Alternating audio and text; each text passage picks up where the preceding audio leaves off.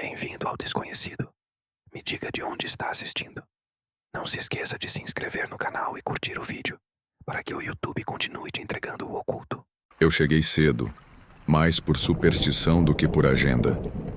Gosto de ser a primeira a abrir portas, como quem levanta o rosto de uma casa adormecida e diz: "Vamos trabalhar." O casarão, de esquina, carpintaria escura e alpendre com colunas, parecia ter ido dormir quando a política ainda era café com leite. As samambaias pendiam de ganchos enferrujados, como se tivessem passado a vida inteira ouvindo os discursos do barão do café, que mandou erguer aquilo. Os herdeiros, sobrenomes extensos, liquidez curta, queriam vender rápido. O inventário corria sob prazos que não toleram poeira. Eu trazia a pasta com as plantas, o material de divulgação do open house, as etiquetas com "não mexer", uma garrafa térmica de café e um pressentimento que eu não costumava ter. O chaveiro rangeu. O hall exalou um odor de guarda-roupa antigo, o casamento infeliz entre mofo e lavanda. A primeira vez que vi o corredor, pensei que estava diante de uma piada cruel do tempo. Um corredor longo, estreito, coberto por tapete de tricô gasto e ladeado por fotografias emolduradas até o teto. Casamentos de preto e branco, batizados, colheitas, uma fila de homens de paletó posando diante de sacas de café que mediam sua importância. As molduras, de madeira escura e vidro ondulado, tinham etiquetas caligrafadas: 1912, 1926, 1930. O vidro estava nublado em algumas, rachado em outras. Quando passei a mão para tirar a poeira, uma moldura leve me devolveu mais do que pó. Por trás, um rosto. O meu, mas num ângulo que eu não lembrava de ter feito. Um instante que eu não lembrava de viver. Balancei a cabeça. Ri de mim mesma.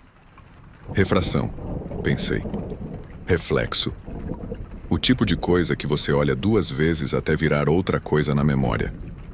Os quartos eram grandes, cheios de móveis que sabiam mais do que contavam. A copa tinha um relógio de parede que não andava, parado em 17 e 17, e um cheiro de leite cozido que vinha de lugar nenhum. Deixei a garrafa de café no balcão, abri as janelas, fiz a ronda. No quintal, uma figueira com raízes gordas quebrava o ladrilho como quem exige reverência. O gramado alto escondia o desenho de antigos canteiros. No canto, uma tampa circular de ferro marcava uma cisterna. Anotei mentalmente para mandar o jardineiro cortar tudo antes do sábado. Registrei fotos no celular. Calibrei ângulos de luz. Era terça. Eu pretendia retornar na quinta para preparar o open house e no sábado receber os curiosos e os compradores de fato. Mas fiquei. Uma parte minha achou imprudente deixar aquela casa sozinha, como se ela pudesse desaprender o compromisso. Preparei a cama de serviço, liguei a extensão para uma luminária de leitura e deitei com a pasta de documentos no colo. A casa respirava pelos cantos, rangia de uma maneira que parecia chamar pelo próprio peso. Às 3 da manhã acordei com uma sensação de que alguém passara perto da cama. Levantei, segui o corredor como quem caminha por dentro de um túnel de árvores. Foi então que percebi as fotografias. Elas não eram as mesmas do dia, ou se eram, tinham se adiantado. Numa onde antes havia um almoço de família na varanda, agora havia a mesma varanda, vazia, mas com um objeto em primeiro plano, minha garrafa térmica azul. Noutra, a copa, com o relógio apontando 17:17 e, no reflexo do vidro do armário, um borrão semelhante a mim de perfil. Cabelo preso, a mesma presilha de acetato. Eu vesti a presilha hoje. Eu não tinha sido até ali. Tirei uma moldura da parede, incomodada como quem encontra um pelo no prato. A etiqueta dizia sem data. Dentro, o quintal. Figueira, gramado. No canto, algo claro. Uma mancha que, se você olhasse rápido, era só luz. Olhei devagar. A luz tinha formato, contorno. Uma camisa clara. Eu tinha uma camisa clara dentro da mala, a que eu usava em dias de evento. Ri de novo de mim, mas a risada começou e terminou como uma tosse. Apoiei a moldura no aparador, voltei para a cama e jurei que pela manhã eu chamaria isso de impressão e manteria o profissionalismo. De manhã, a luz deu dignidade aos medos pequenos. Eu encarei a parede e por alguns segundos acreditei que o mundo tinha voltado ao eixo. A variedade de casamentos e colheitas estava lá, estável. As etiquetas, os vidros. Aproximando, vi que a fotografia do quintal tinha ganhado nitidez, como se alguém tivesse passado por ali com um pano. Agora dava para ver um fio de cabelo preso no canto da boca de quem estava deitado. Quem? A imagem me dizia que era eu, mas ainda podia ser outra.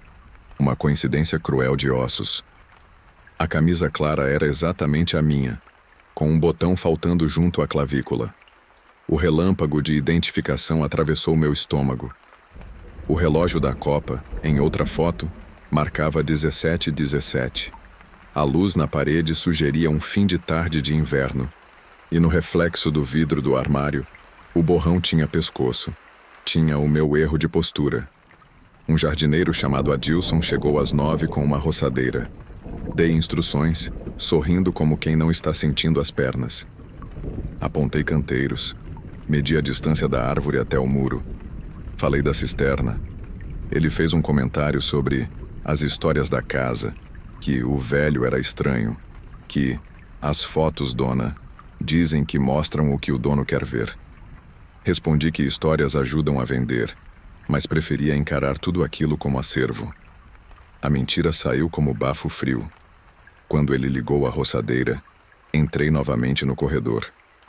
Os vidros agora refletiam a vibração da máquina como se chacoalhassem por dentro. Um tremor no passado. Peguei uma moldura menor, sem data, que mostrava um detalhe do gramado com a sombra de alguém segurando uma pá. Eu não tinha pá. Talvez por isso eu decidi queimar. É difícil explicar, mas há ações que parecem caber numa vida que você quer deixar para trás. Levei 2 molduras para o quintal. Acendi uma fogueira improvisada numa bacia de metal, com folhas secas e pedaços de jornal que encontrei na despensa. As fotografias deveriam ranger e se contorcer. Papel encolhe no fogo, o vidro estala. Coisas mundanas. A primeira estalou. O vidro se partiu e um pedaço voou roçando minha mão. O corte foi fino, honesto. Sangue brotou com a determinação de quem conhece o caminho. Ele caiu exatamente na imagem, na parte onde o gramado fazia uma curva. O papel bebeu o vermelho como quem recupera a cor perdida. A fotografia não se encolheu, apenas ficou mais nítida. O fio de cabelo no canto da boca agora tinha brilho. A segunda moldura, quando tentei empurrá-la com um galho para dentro do fogo, pesou mais do que antes. Era como se eu estivesse movendo um animal adormecido. A bacia virou, a brasa espalhou, uma fagulha entrou no mato seco. Adilson correu com a mangueira, apagou antes que virasse problema. "Cuidado, dona", ele disse sem me olhar nos olhos. Eu enrolei a mão num pano de prato, lavei a bacia, e quando voltei ao corredor, as 2 molduras que eu tinha levado estavam lá, inteiras. A do quintal, agora com um elemento novo. Um relógio de pulso no meu braço marcando 17:17. Eu não uso relógio. Na quinta-feira ajustei tudo para o evento. Placa na calçada, broas de milho na cozinha, café passado, geladeira ligada para a água. Fiz uma lista de potenciais compradores e liguei para todos. Senti o prédio dos vizinhos nos observando, a cidade pequena como um monstro gentil que sabe que se alimenta de pouco. A casa, por sua vez, parecia saciada. Ao entardecer, alguém bateu palmas no portão. Era uma mulher de cabelo grisalho, óculos de aro dourado, que disse ser sobrinha da esposa do barão da segunda esposa. Entrou com facilidade como quem conhece os degraus. Parou diante de uma fotografia específica. Uma criança com vestido claro e uma pipa na mão, sem data. "Eu aqui", disse tocando o vidro com a ponta do dedo. "Mas eu não lembro dessa pipa. Nunca tivemos pipa. Minha mãe não deixava." A frase ficou pairando como poeira. No sábado, o open house começou às 10. Gente curiosa, gente que veio pelos doces, gente que veio pelo sobrenome clavado no portão. Eu recebia, sorria, anotava nomes, contava histórias inventadas com doçura. Uma menina entrou no corredor e disse alto: "Tia, olha você ali no chão." O pai riu, pediu desculpas, a mãe puxou a menina pelo braço, mas a frase girou a chave. Em algumas pessoas, a curiosidade é uma forma de violência benigna. Vi 3, 4, 5 convidados cochicharem, apontarem, se adiantarem para ver melhor uma moldura que eu conhecia. Na imagem, eu de camisa clara, o botão faltando, deitada no gramado, a cabeça um pouco para o lado, um fio de cabelo preso no canto da boca, os olhos meio fechados. O relógio de minha mão inexistente marcando 17:17. Um homem comentou: "Nossa, realismo impressionante. Quem é a artista?" Eu sorri, disse que era um acervo peculiar e que algumas peças acompanhavam a casa. Ele respondeu que isso agrega. Às 4:30, a luz do quintal já era a mesma da foto. Eu decidi que não ficaria ali no horário marcado. Tranquei a porta da cozinha, silenciei o celular, me deitei no quarto de hóspedes e contei a respiração. Ouvi passos indo e vindo, vozes, as pessoas partindo, alguém rindo junto à figueira. O relógio da copa, que não andava, começou a bater 5 vezes. Errei a conta na ansiedade e fiquei convencida de que cada batida significava alguma coisa. Levantei quando o silêncio ficou aguado. A porta da cozinha estava aberta. O vento tinha virado a placa do open house no jardim. Vi a quina da placa presa no gramado, inclinada. Vi outra coisa. A tampa de ferro da cisterna, um pouco deslocada. Um dedo de sombra entre ferro e cimento. Senti que o tempo me chamava pelo ombro, com a educação de um garçom. Voltei ao corredor, peguei uma moldura ao acaso, a primeira que meus dedos alcançaram. A fotografia mostrava exatamente aquilo que eu tinha acabado de ver. A placa inclinada no gramado, a tampa um pouco fora do lugar, e em primeiro plano, um braço. O meu, com a mão aberta e cortada, o sangue escorrendo entre os dedos em linhas finas, moderadas, quase educadas. No cantinho inferior, uma assinatura invisível ou talvez uma rachadura do vidro. Eu ri, ou quis. Fui até a cozinha para telefonar para Adilson, pedir para ele voltar e ajeitar a tampa. O telefone não tinha sinal. O Wi-Fi da casa nunca funcionou direito e agora funcionava menos. O relógio marcava 17:16. Fiquei de costas para a porta, como quem testa um acordo com o destino. A casa, quieta, respirou. Eu podia não ir. Podia ficar exatamente onde estava até o minuto passar. E depois até a noite cair. E depois até que alguém aparecesse para me salvar de mim.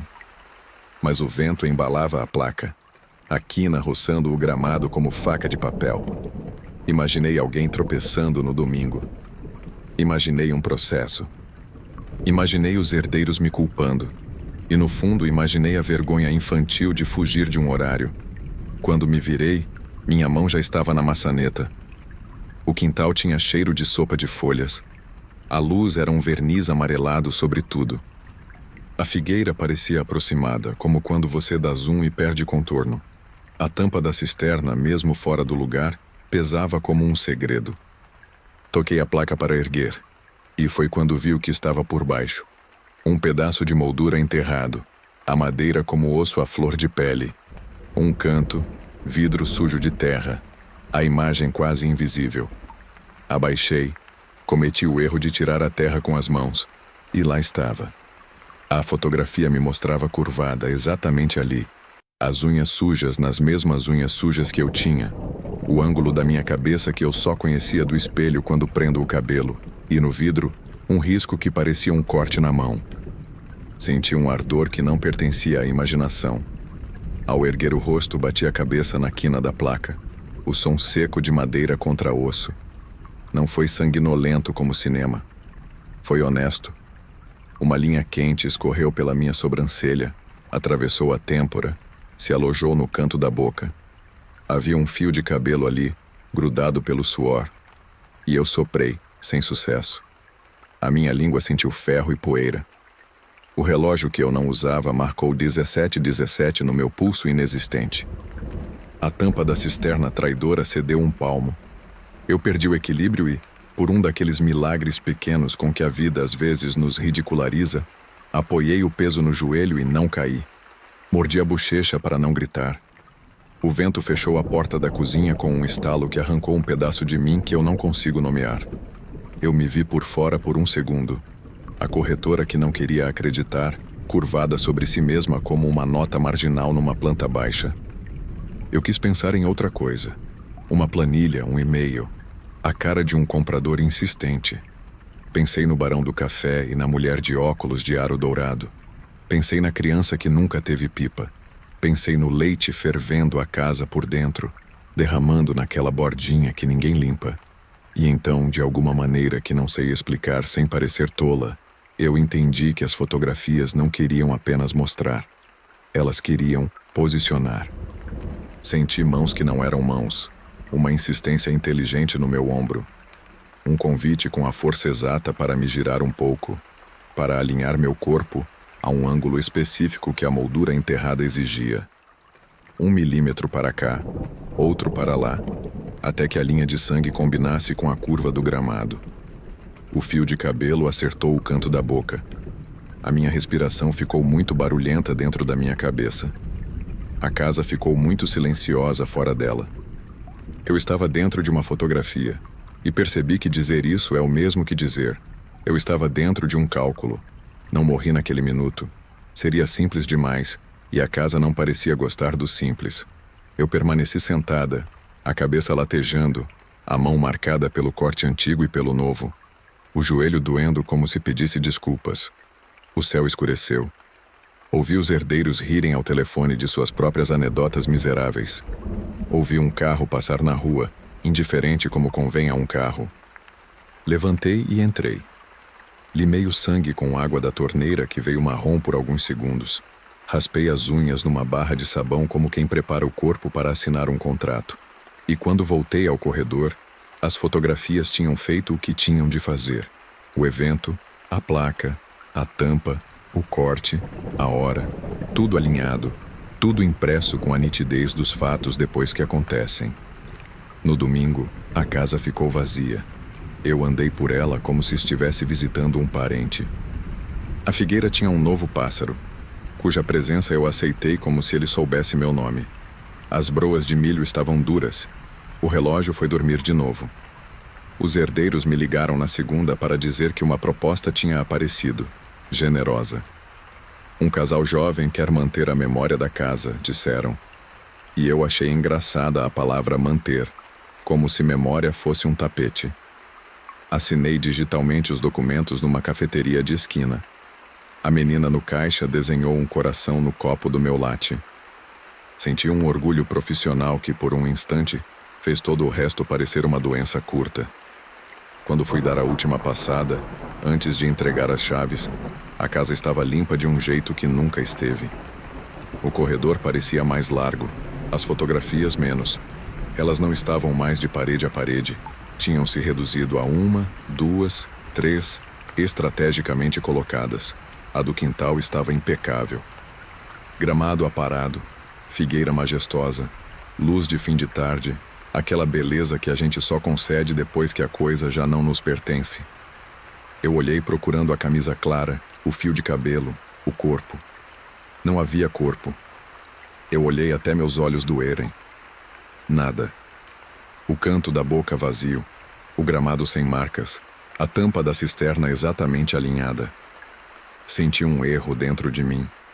Senti que talvez eu nunca tivesse estado ali, que talvez eu tivesse sonhado a semana inteira. Quando dei um passo para trás, meu reflexo apareceu no vidro da moldura, um reflexo fino, grão sobre grão. E foi aí que eu percebi que ele não se movia no mesmo tempo que eu. Levantei a mão. O reflexo demorou 1 segundo a levantar. Abri a boca. O reflexo ficou com a boca fechada por um instante longo, educado, e então abriu, como quem pede licença antes de me imitar. O casal assinou. Trouxeram caixas. Trouxeram uma cachorra dócil com um laço vermelho. Trouxeram o hábito de tirar fotografias de tudo. A casa os recebeu sem tossir. A figueira parecia menor. Eu acompanhei alguns dias, por hábito, por apego, por superstição. Eu me percebia nas superfícies às vezes achatada, lenta, como um pensamento que chega depois. Não posso dizer que estou presa. Seria melodrama. Mas há gestos que se repetem de uma forma que deixa pouca escolha. Às 17h17 a casa, agora com vozes novas, segura o ar por um instante. As fotografias nas paredes, poucas, limpas, de viagens e cachorros, tremem de leve como se alguém as sacudisse por dentro. Eu, que nunca acreditei em nada, digo para mim mesma que é a tubulação, é o vento, é a cidade que respira. O mais curioso é que, quando caminho pelo corredor, meus passos não fazem barulho, e ainda assim, eu ouço sapatos sobre o tapete. E no quintal, às vezes, quando o sol cai no ângulo certo, vejo, por um segundo, uma camisa clara deitada na grama e um fio de cabelo no canto da boca. E então, não vejo mais nada. E a casa permanece vendida, perfeita, pronta para mais um futuro que alguém vai chamar de acervo.